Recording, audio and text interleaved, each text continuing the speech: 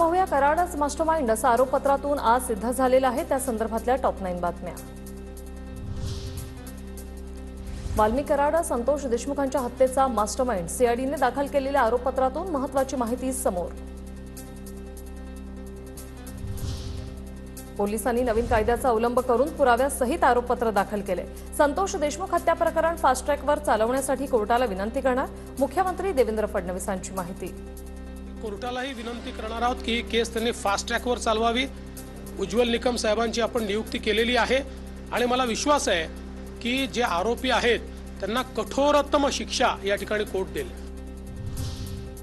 कोणतीही कंपनी आपल्याला खंडणी देणार नाही, जो अडवाईल त्याला अडवा करा। विष्णू साठे तुम्हाला मदत करेल, वाल्मी कराडच्या सुदर्शन घुलेला सूचना, सीआयडीच्या आरोपपत्रात स्पष्ट उल्लेख। संतोष देशमुख आडवा आल्यास त्याला कायमचा धडा शिकवा, आमच्या मागण्या पूर्ण न झाल्याचे परिणाम काय होतात याचा संदेश इतरांना द्या। सुदर्शन घुलेनं वाल्मी कराडचा निरोप सर्व साथीदारांना दिला, दोषारोपपत्रात माहिती।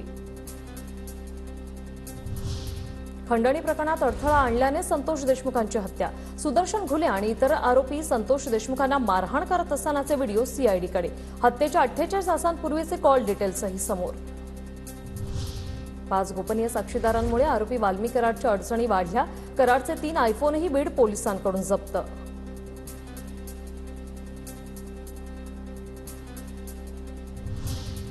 हत्या प्रकरणात वाल्मी कराडच मास्टरमाइंड, त्याच्याच आदेशावर संतोष देशमुखांची हत्या, आमदार सुरेश धस यांचा आरोप।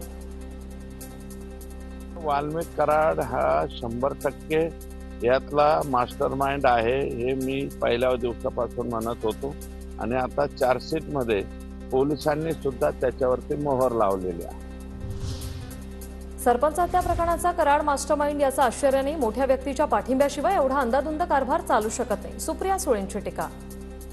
अमानुष वागण्याचा, त्यामुळे अर्थातच या सगळ्या प्रक्रियेमध्ये कोणीतरी मोठं त्यांच्या मागे असल्याशिवाय एवढा अंधाधुंद कारभार चालेल कसा एखाद्या जिल्ह्यामध्ये।